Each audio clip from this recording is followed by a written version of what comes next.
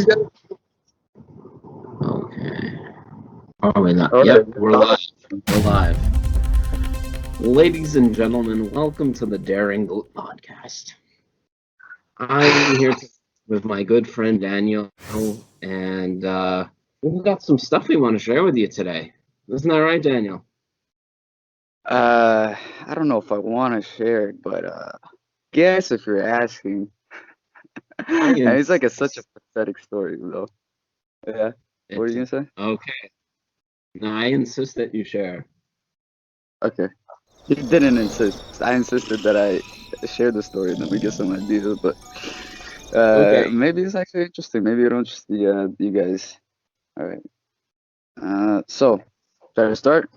Yes, please. What's been going on with you?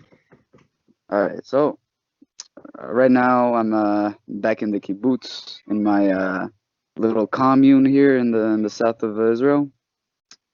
And came back from Tel Aviv, right? Party Okay. capital. Right? I think it's known as the gay capital, no? Outside. Yeah, the gay capital of the Middle East, for those who All don't right. know. Yeah. Yeah. So yesterday I went to the gay capital of the Middle East. Are Not you to gay? do gay stuff. No, no, no. Okay, okay. Yeah, yeah. To do straight stuff, ironically. Okay. Anyway, so met up with two friends from the army. Actually, one of them I finished the army at the same time with. And the other one, he started the army recently. Just he was studying beforehand. He's also like 21, 22. And how'd you meet him? This guy, I was boxing with the friend from the army, the one that I got released with, and Yeah. this guy, yeah, I think I told you. And this guy recommended me talking with this guy, the other guy, because he boxes like heavily, and I Hmm. was like, I'm down. So we just like built a friendship off of the boxing thing, which is So it was actually love at that's first fight. oh, you could put it that way, yeah. Okay. Uh, yeah. And so we got a pretty good relationship going, like all three of us, you know. One guy I was with him for 3 years in the same fucking room, like in the same bunk. Not in the same bunk, but like in the same room. No Oh, homo. okay. Okay. Yeah. Uh and the other guy, you know, like when you fight, I think this is pretty true. It's like a lot of people can agree with this, people like fighters or people that box, people that wrestle. That like when you fight somebody, you actually like find the inner character. So we kind of like had a good rapport with with one another. Hmm. These guys are all like me included. We're all Russian Israeli Americans. What Weird what does what niche. does what does that mean? Russian, Israeli, American? Because I think people don't really understand what that might mean. All right. So actually, there's like a lot of Eastern European, like the successful people in America, the Eastern European Jews. A lot of them Mhm. are Russians that also came to Israel, and that also like were in Israel at some point, or they had family there, and then they moved to America. So it's actually kind of like a broad like it's a widely recognized category, just uh, not amongst the mainstream. Like people know about this. People that are in know about these guys. Anyway, Wait, what it so is, yeah. so they're Russians that go to Israel and then to America? Is that what it is? Yeah, it's like so the good Russians, let's call them the good Russians, the Russians in the Soviet Union that saw that the Soviet Union was breaking up and fucked up and there's no way to actually make an honest living. Hmm. They did everything they can to leave the country. And since, you know, Israel has pretty like lax immigration laws, if you have a great grandparent that is Jewish, you can immigrate into Israel. So a lot of Russians did that, and then when they had their chance to move to America, because you know America is like the where all the money is, the American dream, they took their chance to move to America. You there? Yeah, I hear you. There's like a lot of some noise Okay. outside. Yeah. Hmm. Yeah, little So noise. That's basically, fine. all our parents are Russians, like full Russians, and we're like kind of Westerners that found ourselves in Israel. Okay, so not the Okay, not the traditional, the script just mentioned before, right? Yeah, yeah. Okay. I think That's it's also, particular. Yeah, yeah. Not to slide this on too much of a tangent, but yeah. another Too. thing that's worth noting is that there's a lot of Russians that aren't Jewish or don't even have the Jewish grandparent that lie, and Uh, then right, and then they use Israel not as a not for Zionistic purposes, but mainly as a stepping stone to getting somewhere else. yeah. Yeah, and Uh, I think people don't people who haven't lived in Israel wouldn't really know that. yeah. Also, for the record, my grandpa is Jewish. I'm one quarter Jewish. I am deserving, okay, of my He status didn't as a. lie, guys. He didn't lie. I didn't lie. Okay, I'm an honest man. Yeah. Anyway, uh, so we're all like part of sorry about that. We're all part of the same niche. We all know like each other's language. Uh, so we got good chemistry. Anyways, we decided What to go to what lang Yafo. Yeah, what language do you guys communicate in though? Are you speaking in English or Russian or Hebrew? mostly English, mostly in English, and then when we want to like say something with more that hits more, that with more punch, we say it in Russian. Okay. Yeah. Um, I'm still kind of embarrassed of my Russian, so I barely spoke in Russian. But Mm, that was. okay. So yeah, met up. We met up. We went to Yafo first of all, which is South Tel Aviv, which is where the Hmm. Arabs reside. Okay. Which, in my opinion, Yafo is the most beautiful part of Tel Aviv. Just for people wondering. Incidental to there being Arabs or not incidental? In contrast, like somehow Okay. yeah, there's like a lot of galleries. They made a beautiful place out of it, and the food is great. The bars are great. Uh, prices are good too. Hmm.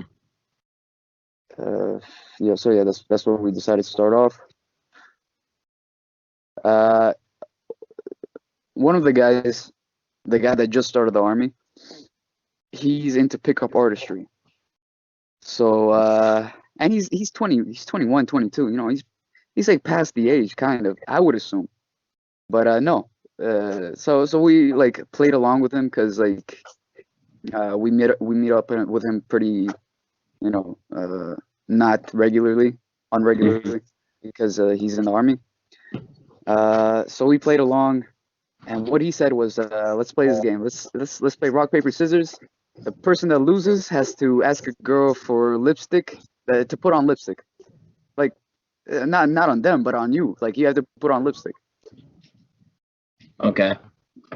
So so they lost first, the other two guys, and they went around asking like a bunch of girls. They asked like 15 girls. They couldn't find anybody. Then it was my turn, and I we had a table, right? We had a table outside. So I looked to the right. There was like five girls there, and I said, uh, "Do you guys speak English?" It came off as like the fucking naive American. Hmm. Uh, I had a dare. I was there to get lipstick on my face. I'm sorry, guys. I know it's kind of a nuisance, whatever the fuck. And I made it as offhanded as possible, just so like they don't get freaked out, whatever the fuck. Obviously, there's no risk involved. Maybe I could have gotten like a number if I was more edgy, but whatever. Hmm. Those girls weren't particularly hot. I just wanted to like uh just play along with the game. So they said no. Even though like they probably all had like handbags with lipstick on it, but like whatever the fuck. Okay. Yeah. So uh we were gonna leave, and we weren't sure if we were still playing the game. And then the friend, the pickup artist guy, he says, "Those two girls, those two girls over there. Yeah, don't even think, just do it." I'm like, "Okay, fine." I went over there. I explained the situation in the same way that I did to the other girls, uh, and they played along. Like one of them disappeared. and I went to the bathroom or something. And then like a fucking guy came up, like the boyfriend or something, or maybe the gay best friend, and he was like, "What's going on? What's?" He's all protective and shit. Uh, and I explained the situation, and the girl, she was fucking cute. Like the girl that was left, she was like small, blonde. She wasn't Mm-hmm. like little. I mean, she was like just cute.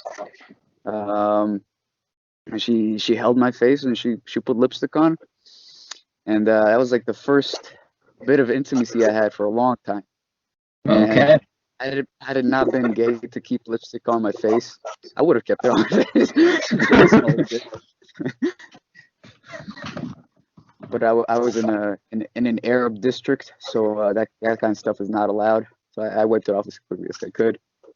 Mm-hmm. We made our way to northern Tel Aviv. Um, we took a car. The person that was driving was not drunk. He didn't drink. Uh, I was already kind of like buzzed, and then a joint was passed around. Oh A gosh. third of it was marijuana. The story deepens, but yeah. So I had like 3 puffs, and once I took the third puff, I was like, "Here comes 4 hours of hell." And I don't know if like just me saying that like made that happen, or if it was gonna happen regardless. Mm-hmm. So the other two guys had had another like few puffs. I was already feeling it. The paranoia. God damn. When I get super, I tell people that I'm super high, but what that means is it doesn't mean like the super high that people actually feel, which is like just stoned, which is fucking dumb. That's how I see it. I get super analytical. I get smart. I, that's what I Do like to you think. do you get smart or do you think you get smart? I think I get smart, and I think what happens is like my what is it? My logical mind just starts just over processing things, and it skips steps. Like it skips the logical steps in its reasoning, and that's like where the bad thoughts come in. Somehow, like there's some kind of negative part of me that like seeps through, and I don't know. I think that's what happens. Not exactly sure Okay. why I get paranoid, but that's for another So time, I guess. What's up? so you basically are saying like when you do this, you get really logical or but it's still like it's not actually logical. It's just kind of like it seems like it's logical, but you're missing steps, right? Right. But also like even when I look back on some of the thoughts that I had, which I also shared because like in that moment, like the stuff that seemed more reasonable to me, I shared with those guys and they were like, "You know what? Maybe." And one of those things is my perception of Israel. Just another tangent. Um, but this perception of Israel this inspiration that I had of Israel, or yeah, I think that's the best way to put it. There's a lot of noise happening. What's going on there? On my end, Yeah. It's one like some sec. shuffling.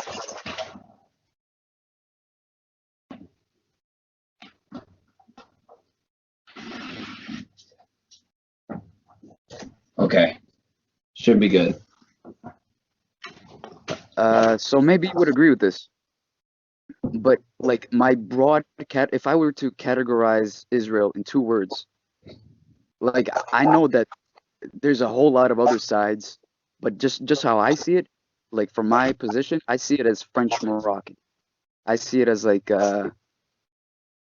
that's their culture. It's French Moroccan, and culture and French Moroccan means different things to to different people. But I say that because like that's what stands out the most. You with me? Are Okay. you there? Yeah, I And by hear you. French Moroccan, I mean the Frecha culture, which is Frecha means like Israeli thought, basically. Yeah. Uh, For visual, for those that don't know what a thought is. Yeah. yeah. So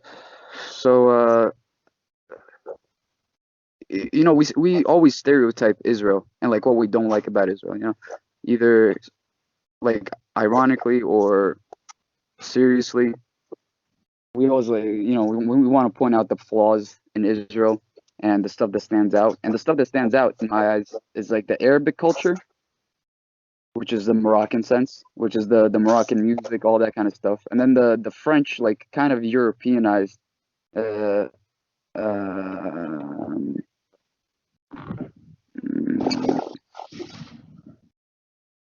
well, this is the logical step that I was missing. Fuck, the French part. The Moroccans that came to Israel, Morocco was under the influence of France. So they're all like, when they're Moroccan, they're also French. So I guess that's the point that I'm trying to make. The people that stand out, or the one point of Israel that stands out the most, is the French Moroccans. Okay, are you with me on this? Can I Uh, just I have. like 5 minutes? It's fine. I think you have a point, but I think there's other things to make a note of, and I think I'd have to verify this, but I remember learning that a lot of the Moroccan Jews or North African Jews, a lot of them went to France, right? Yeah, And the others that weren't as wealthy or as affluent went to Israel. That's my yeah, understanding of it. So I'd maybe have to look that up to verify that, but I think that you already have that kind of there was already kind of a disparity in the immigration waves, and then the ones that went to France and France, the Jewish community in France consists of it's largely North African, right? So Tunisia, Libya, yeah, Morocco, etc., right? And then you have that kind of I think those Jews that went there were probably more Frenchified, so to speak, or yeah, Francofied, I think is the term. yeah, And then you have those Jews from France, like after recent anti-Semitism, French immigrants, I think, climbed to being the largest amount or second largest in the past few years.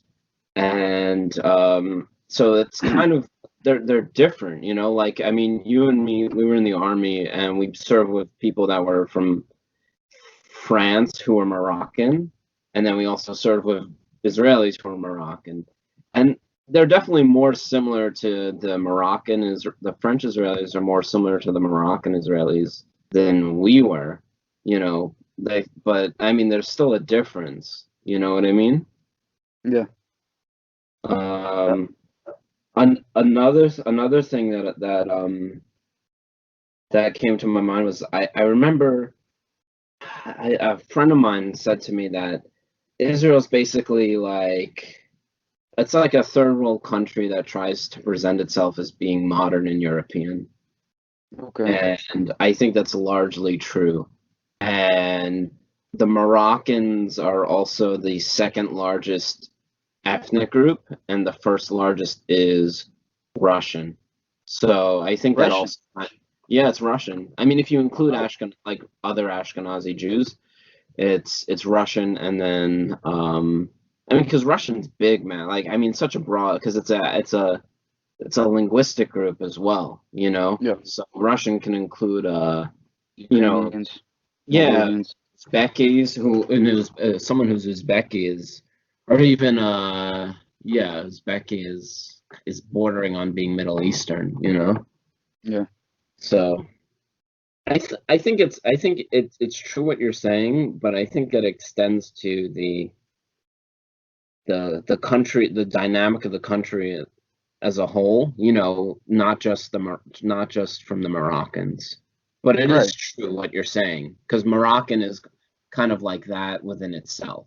That East versus West kind of mixture. Dichotomy. Yeah. Uh, yeah. So that's like one of the ideas that came to my mind. Uh, so these are the kinds of thoughts that let's go back to the story. These are Sure, the sure, kinds of sure. thoughts, yeah, that are running through my mind, and I'm trying to share them with the other two, and they're like fucking stoned. They're like, so dude, that kind of shit. And I'm like, Mhm. I mean, they flow sometimes. They go along with what I'm saying sometimes. And they break off. They like some distraction comes along. They forget about what was talked about. Yeah. So I'm and I'm also like realizing this, like they're not on the same level as me. What the fuck is going on? I thought we were cool, bro. And so yeah, like 4 hours of hell was what it was. At some point, kind of lose your mind at that level. So I just tried to like drink as much as I could to like just bring the neural processes down, and I succeeded. Got depressed. Depressed as in like just withdrawn, not withdrawn, just like tired. And we Hmm. had some pancakes at like 2 in the morning. We went to Benedict's, which is like a popular breakfast chain here in Israel that works all the time, like all day, and they make pancakes at 2 in the morning too. We had some pancakes, and that brought me up. So at like about 2:30, we decided to finally head out to the damn club. We went to a place called the Block, Okay. and this place was built right into the central bus station in Tel Aviv. And if anybody like the central bus station in Tel Aviv is third world, like no joke. It's like Yeah. a 5 minute walk away from, downtown Tel Aviv, like where all the good shops are. But dude, you go there and you think like you're in fucking I don't know where else you'll find like so many Filipinos, Malaysians, and like uh Eritreans, and just like all these weird like this mixture. Maybe like somewhere in like a uh California back in like 1950 or something. You could find this kind of mix. Wait. So you're saying it seems like a third world country because there's like a bunch of Southeast Asians and Africans?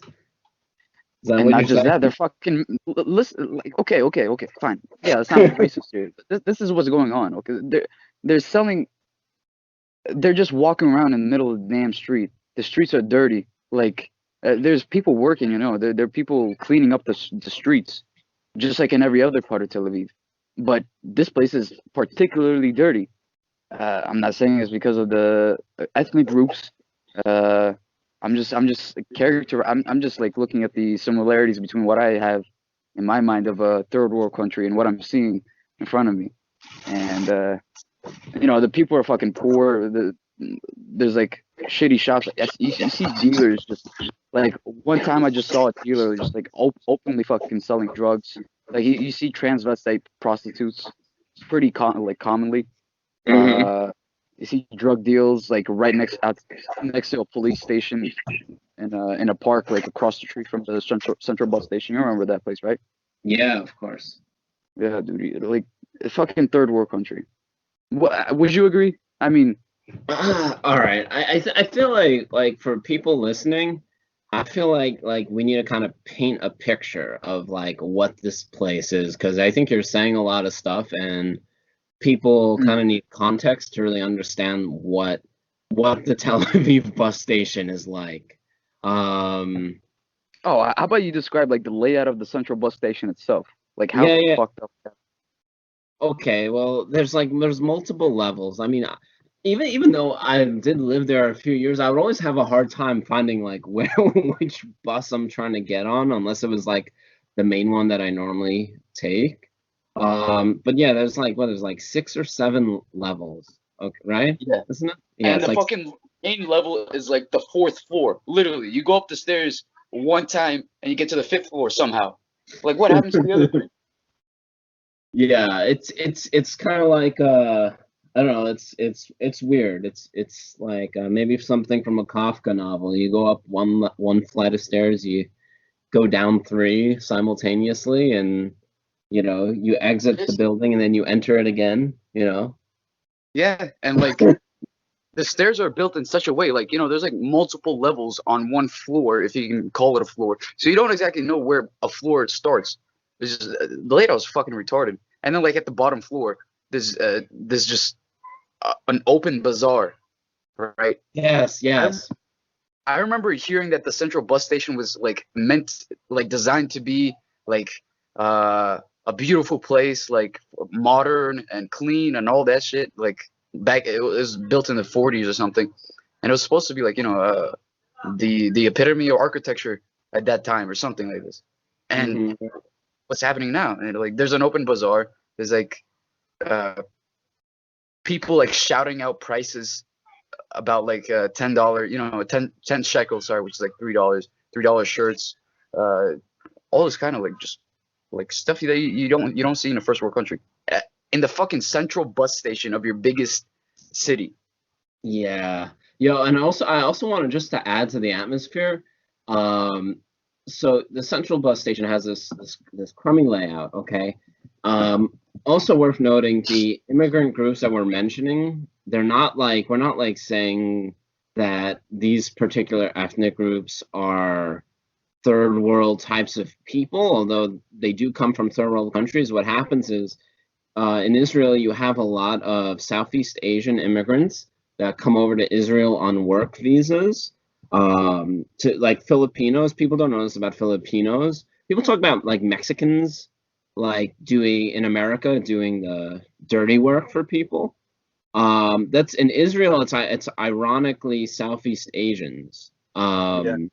And so you have like say someone from some Southeast Asian country comes to work on a kibbutz for whatever salary, or Filipinos work as caregivers to send their money to people back in their families, and they do that everywhere. And also some Indians as well, right?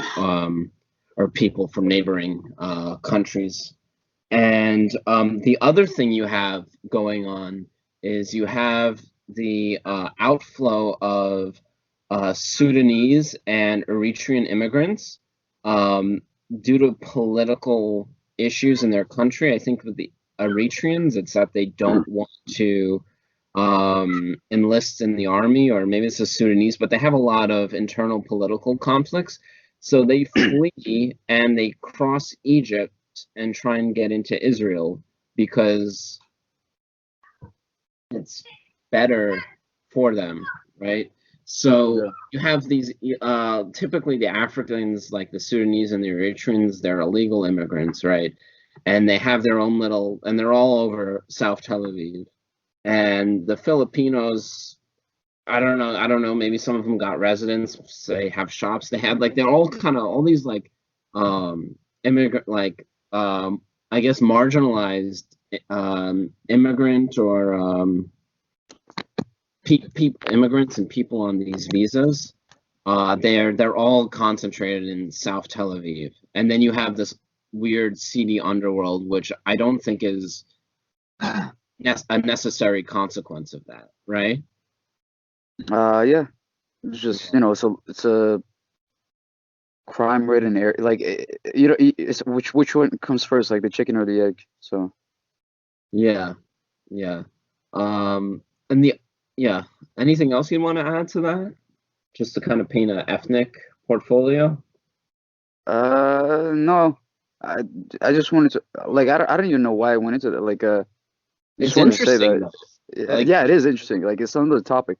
We could go like way deeper into this. To be honest, okay, it's whatever you want, man.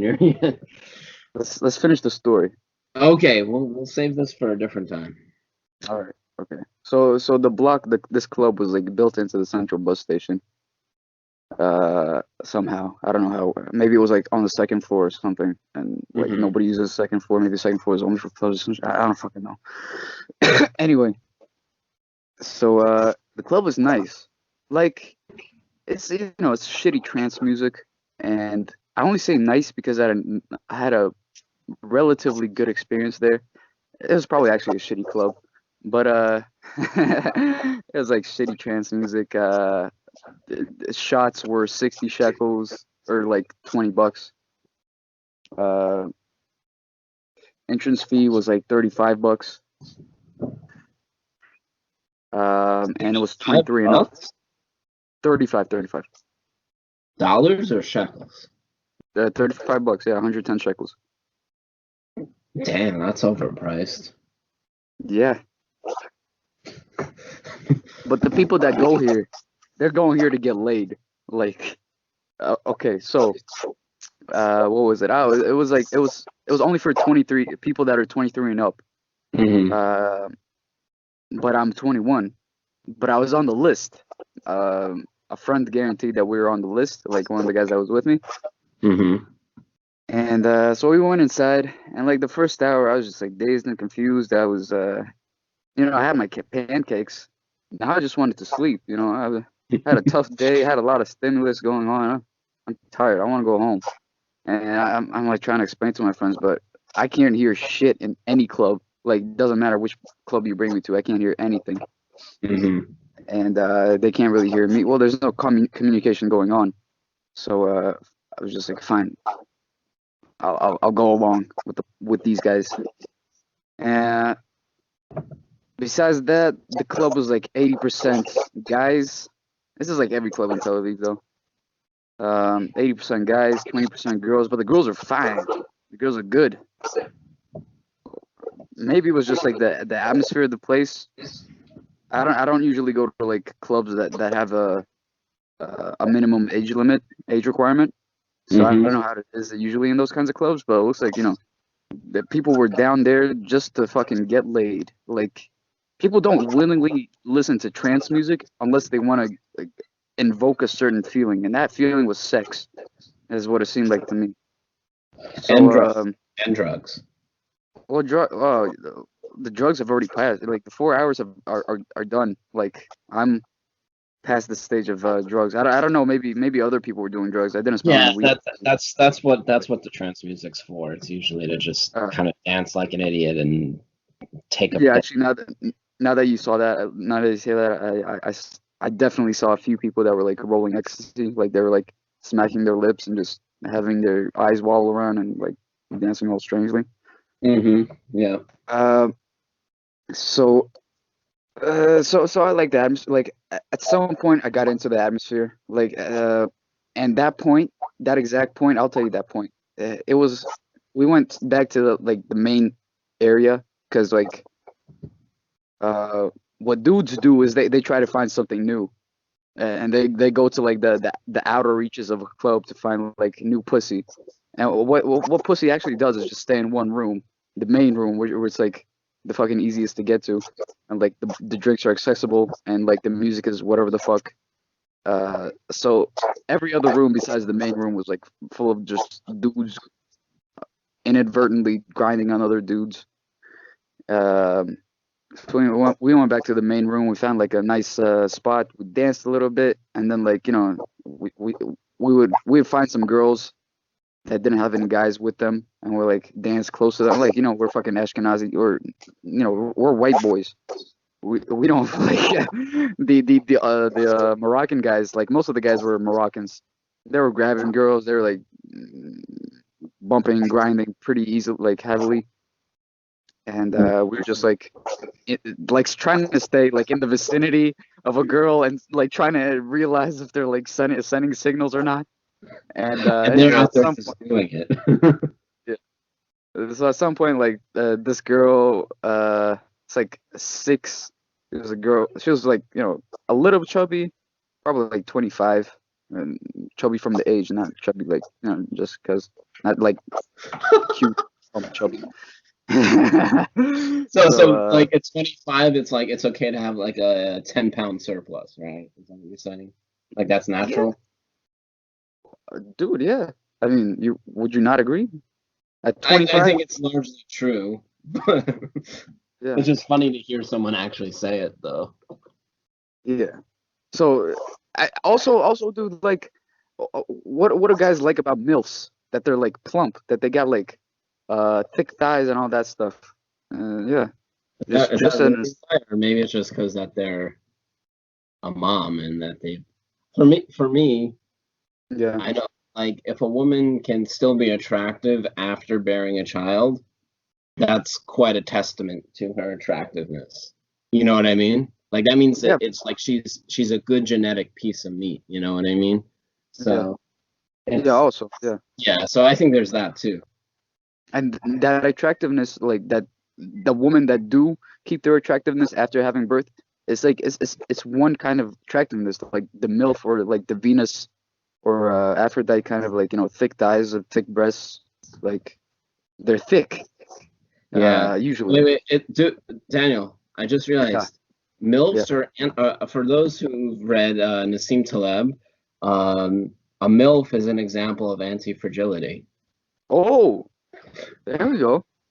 Because That is actually like a really good yes, example. Yeah. because they have this averse situation which could potentially lower their sexual market value, and then if they come through it being as attractive, it's a Or sign more. that they will continue to be attractive, right? The more children a Yeah. MILF has, the more you know that that's genetic quality, that she Yeah. can really maintain that attractiveness.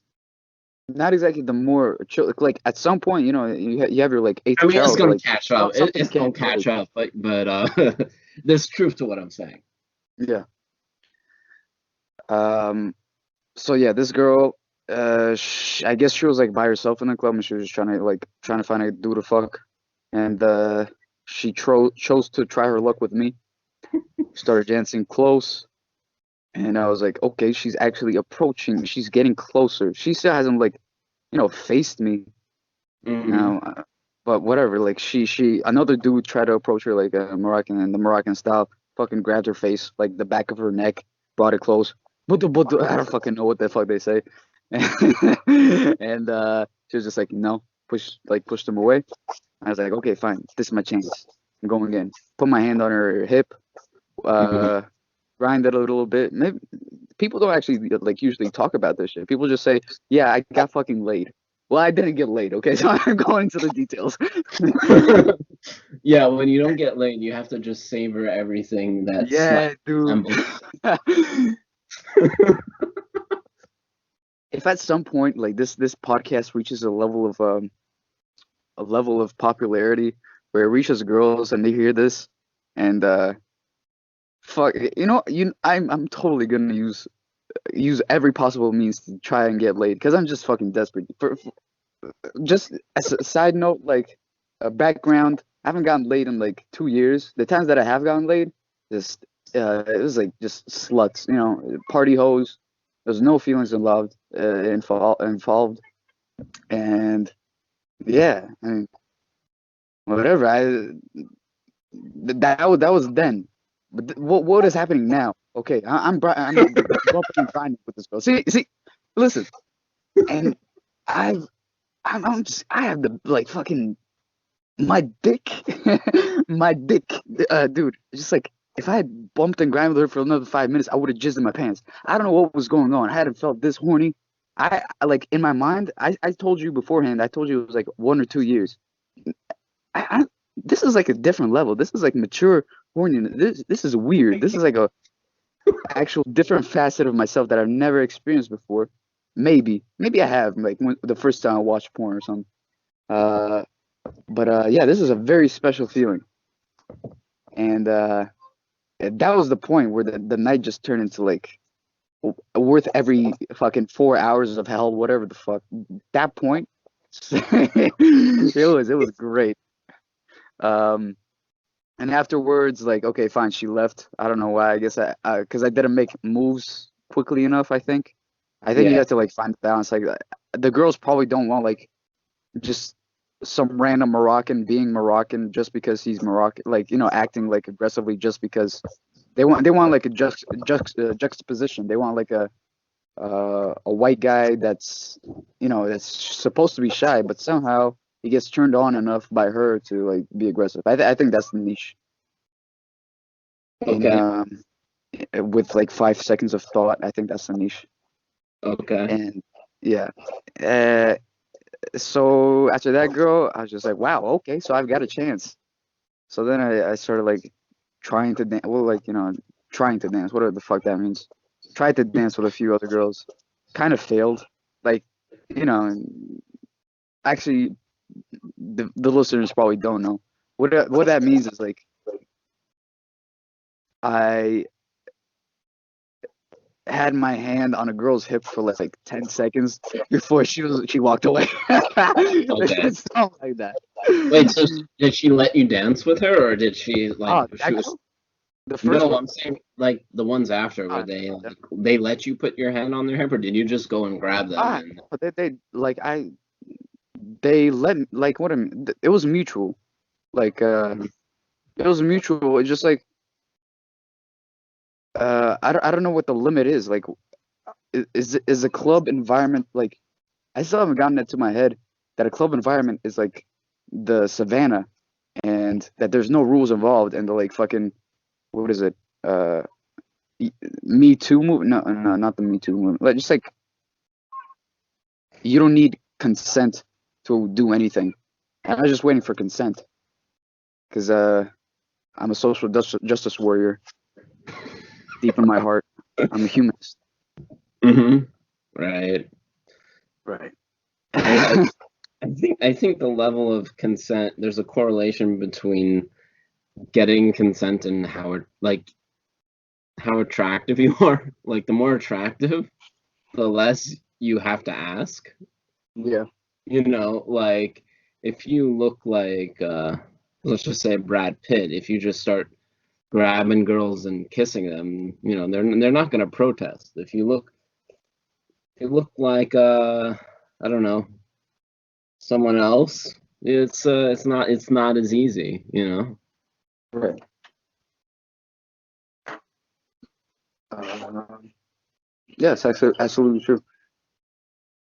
Just don't know, like, I don't know my own market value in terms of physical looks. Like, I think, I think you think too that I'm handsome. Like, I think I'm physically attractive. I mean, like, I don't have any major flaws, and I'm not fat, so I'm pretty good, right? Yeah. Okay. Your peers rated you very highly when we lived in the kibbutz together, from what I remember. Yeah, but I didn't take their opinions very much to heart. I didn't really Okay. respect their opinions, to be honest. I remember.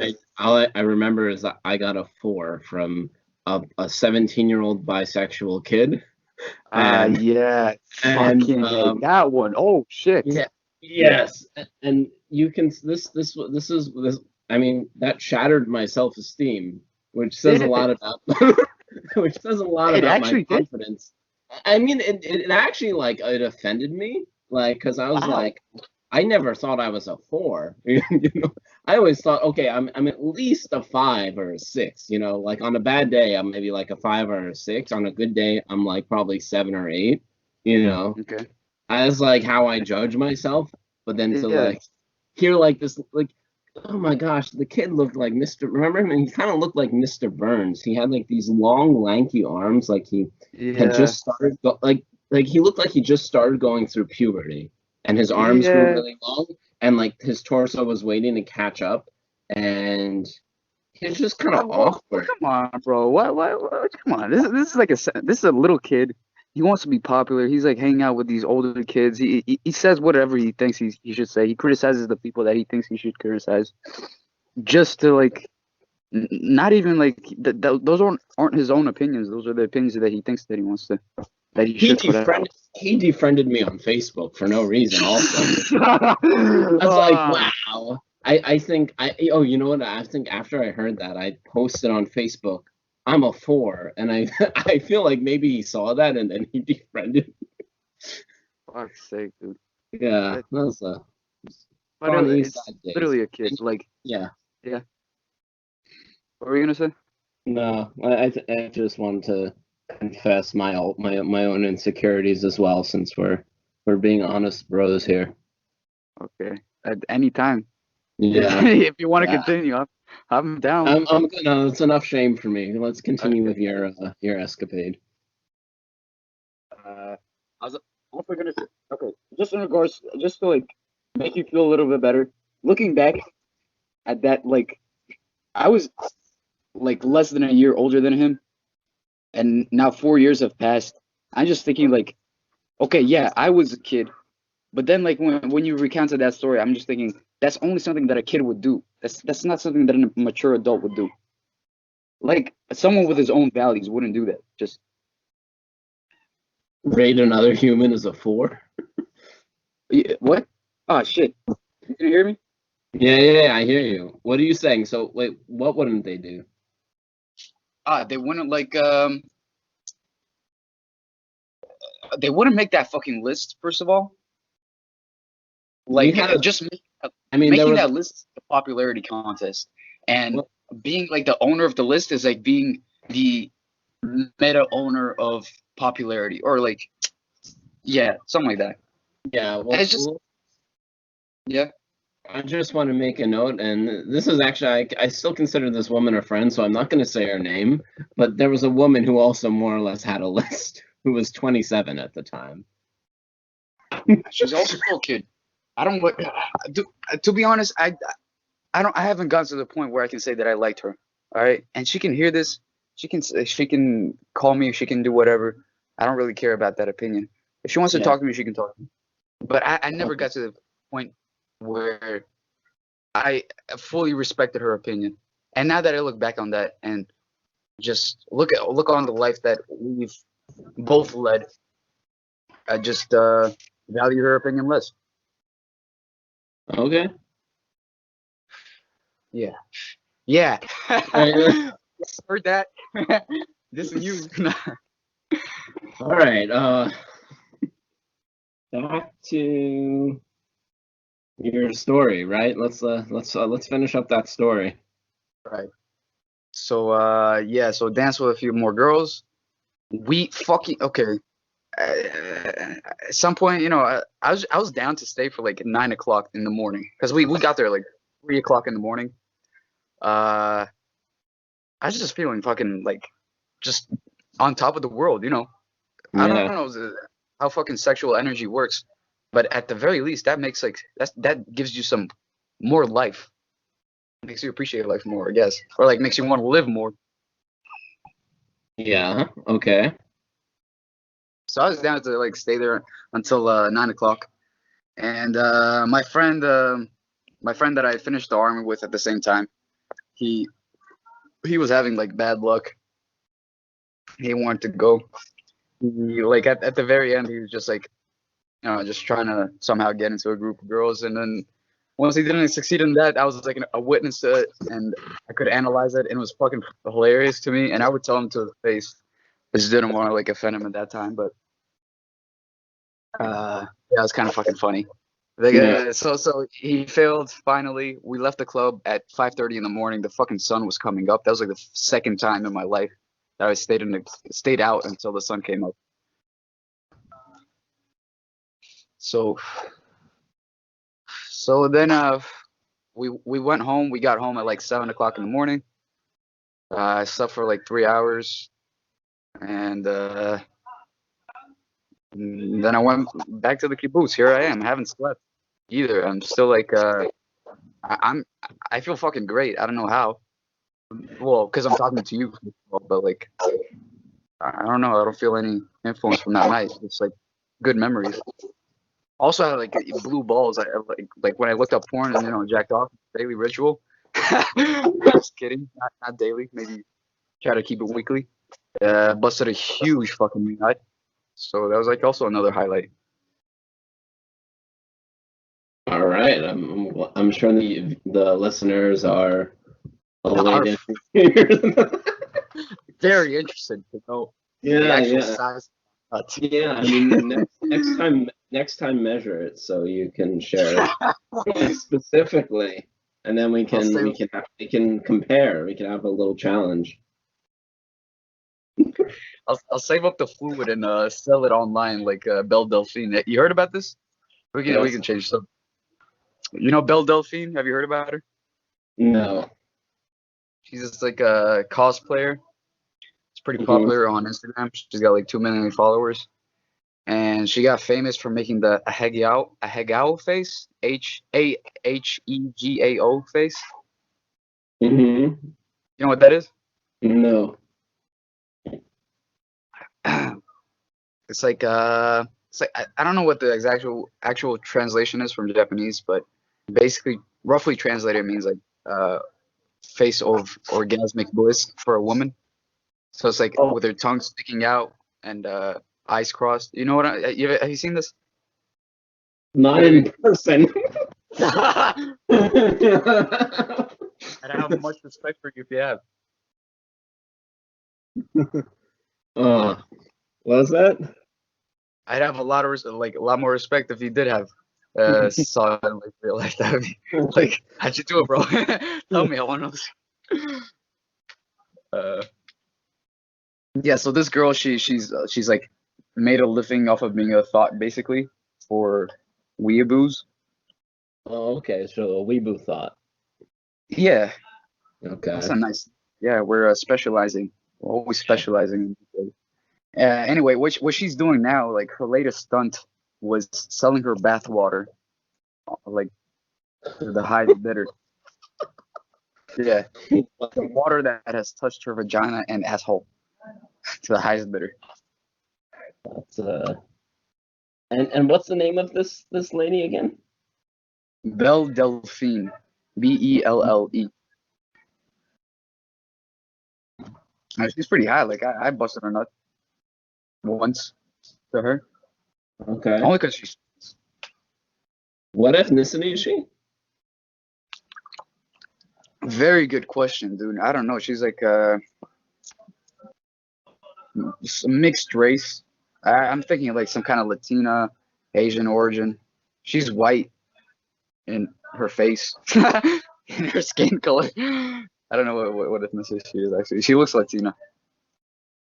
Wait, it's what? How do you spell it? Delphine? Yeah, Delphine.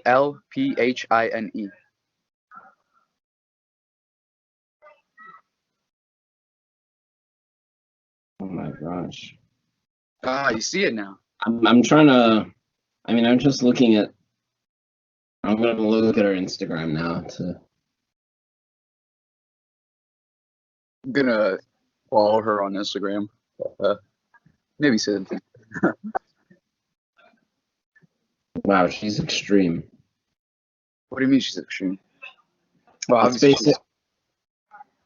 It's basically. Wow. Okay. That's enough. Yeah. Basically.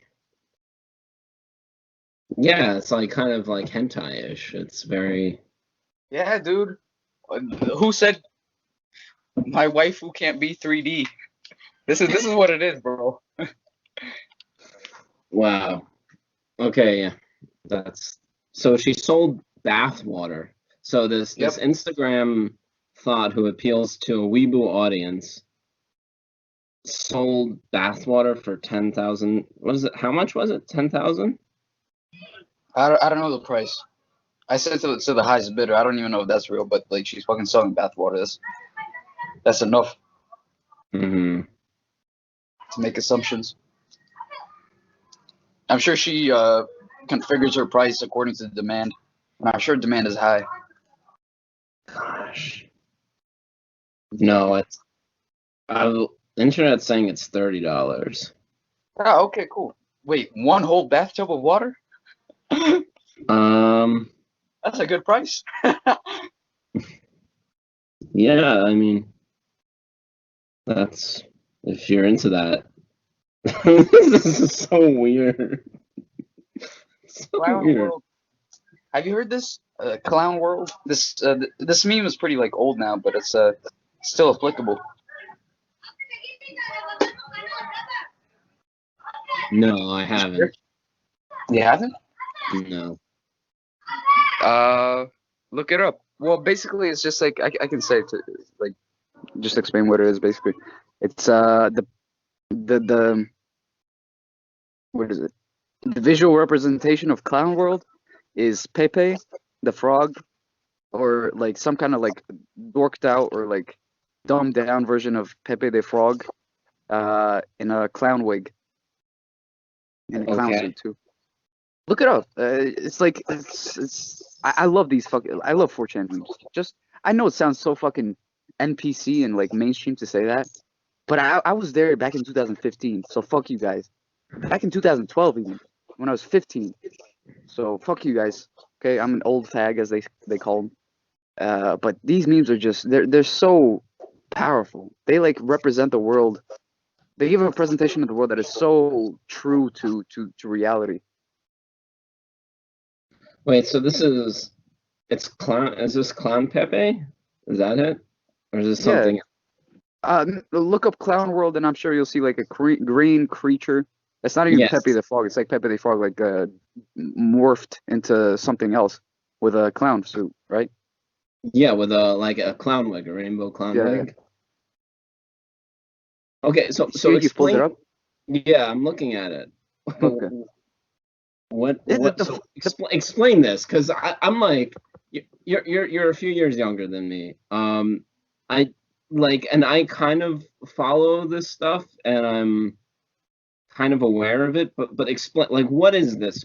What is? Can, if you can even, what's Pepe really for oh, what's dummies? Pepe Yes. for dummies? uh, okay. Well, Pepe. Okay, dude. Pepe is an egregore. You know what?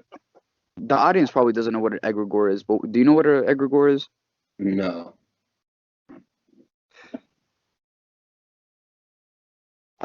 Metaphysically, like, let's go into metaphysics real quick, which is like philosophy, that kind of thing, Yeah. theology. So this is like a cultural icon, Mm-hmm. in the same way that like Elvis Presley was the voice of a generation. So like Pepe the Frog, since our generations have been kind of like fractionalized, and there's a lot of like conflict over bullshit. So people just identify with different groups and don't identify as one generation. Mm-hmm. Pepe is a cultural icon for a specific kind of group. Not the icon, not an icon as in like something that you should like reach for, but an icon as in like something that just represents that certain group. That certain group is like um Here it comes. yeah, dude. I have to choose my Say words it. here. Say it. Say it. I don't want to say alt right. Alt right is like the fucking. It's super easy. People would But it identify is. me as a. And it's not. It's not just that.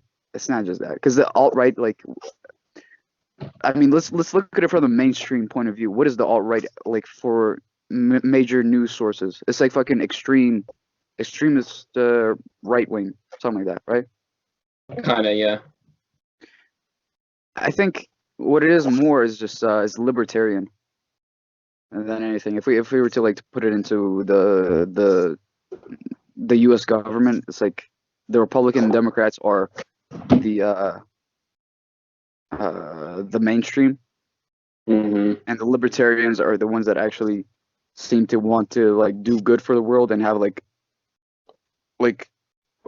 a Rand Paul and the other one, his son or his father, I don't know.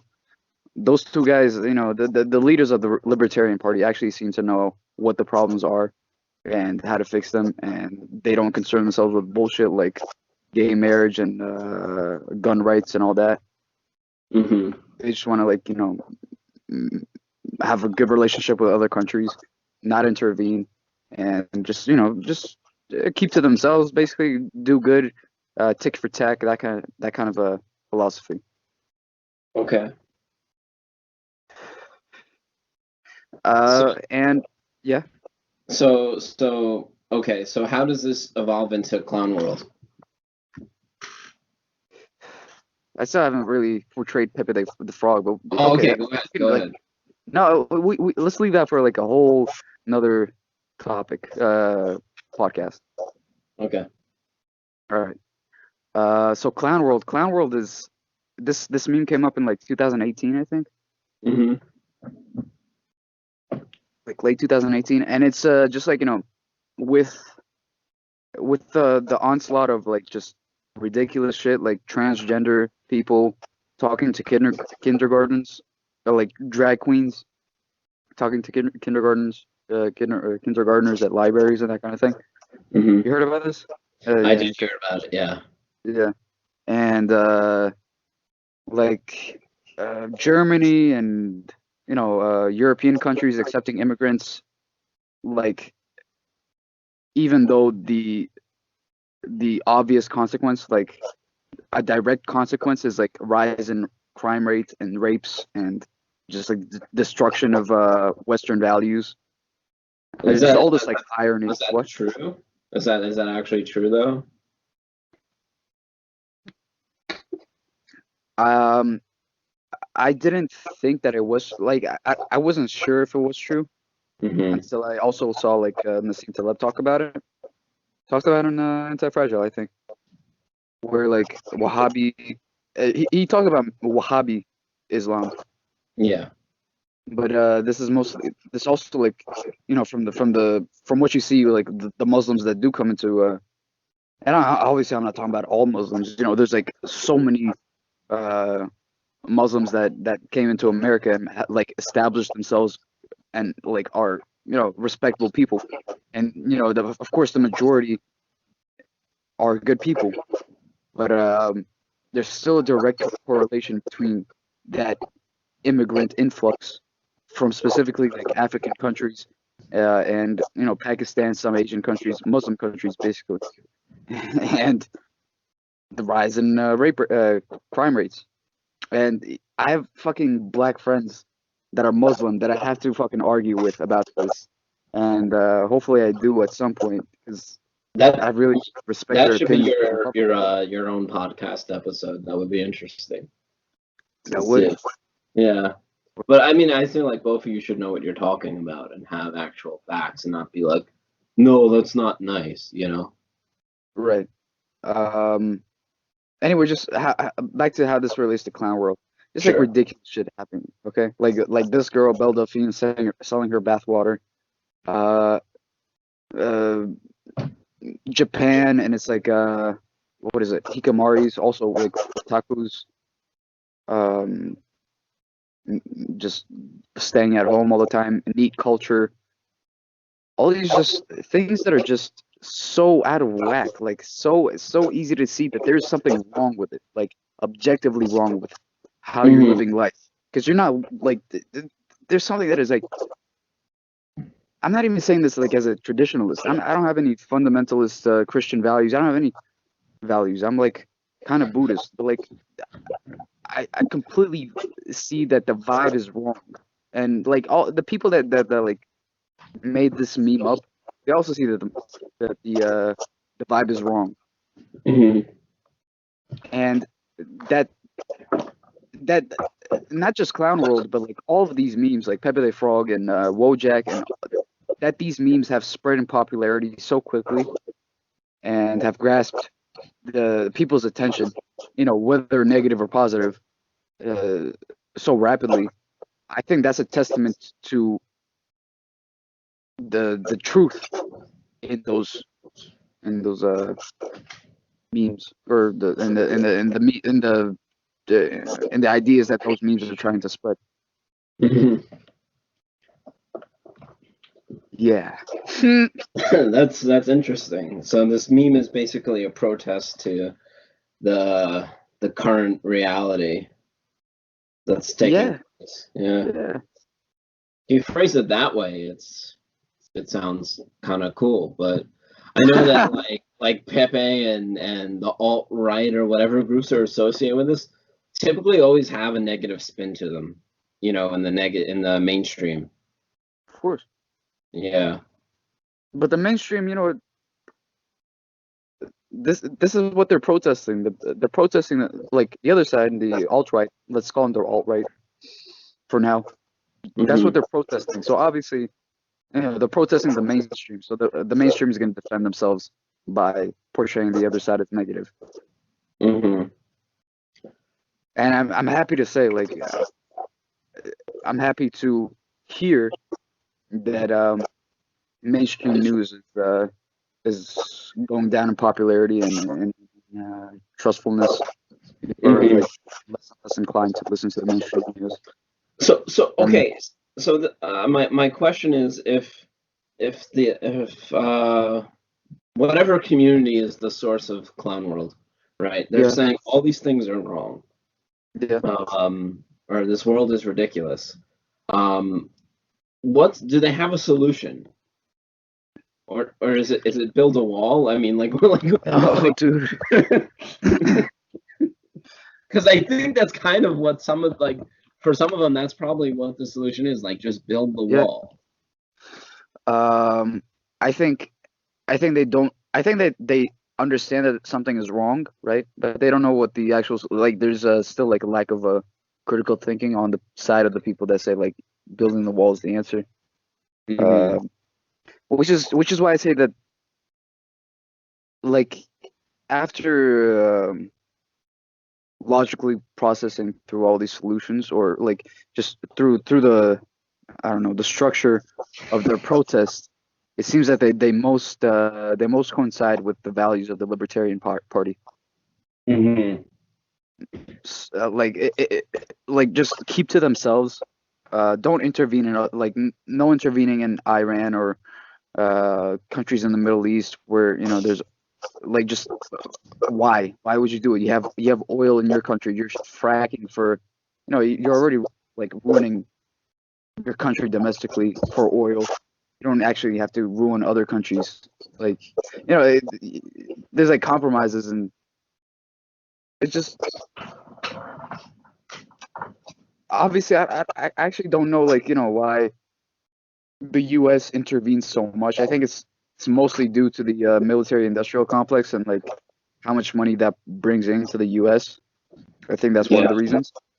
Well, this Uh, is the thing. This is the thing. Like when people talk about the military-industrial complex, I understand it is an actual real thing, and that there are lobbying parties yeah, involved in making decisions in governments, which obviously like has lots of negative. It just doesn't look good. Like that corporate interests can influence politics. But at the same time, like when people say like, I feel like when people mention military industrial complex, or it's all these companies, like I feel like it almost borders on conspiracy theory. You know what I mean? Because I feel like that's just a cheap, like it's just a cheap blame. Like, oh, it's the governments. They want the big corporations are going to profit from this, so they start another war. And sometimes like I feel like when you like I mean I'm not saying that doesn't happen. I'm saying that I feel like we can just throw that term around as like a really just as a blanket excuse. Do you know what I'm saying? yeah, but I mean, you can't deny that like one of the big probably I would say the biggest problem in American government in the American government is the lobbying parties and the corporate interests. Okay, yeah. So let's start with that presupposition. There's no arguing there, right? I mean, you could argue it, but like I don't have any arguments. I don't know if it's the biggest problem. I don't know which problem. I haven't considered it, but I'll say it is I'll acknowledge it as a problem. Sure. Okay. Okay. Uh, so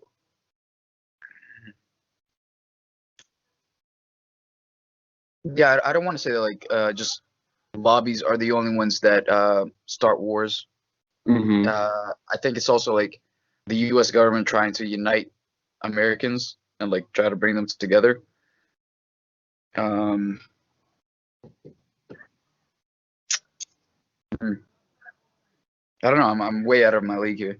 Yeah, Uh, I think we both are. Because uh, the thing is, like, there are people that pay a lot of attention to this stuff, and they could probably call out specifically what's at play in each scenario. Why is the tension going on with Iran right now? Like what's actually going on? And you could get different opinions. I don't know. They don't know. yeah. It's also like hard. Like even journalists that are on the floor, from what I understand, they get their opinions from other journalists that are on the floor, like on the battleground or whatever in Iran or in let's say the Lebanon war back in Yeah. 2006. So even like the people that are supposed to get the most firsthand information, they still like somehow end up spinning it in some kind of narrative, either you know consciously or unconsciously. They still don't have the full information. And Yeah. there's like so many fucking variables. I wouldn't expect them to have Yeah. the full story.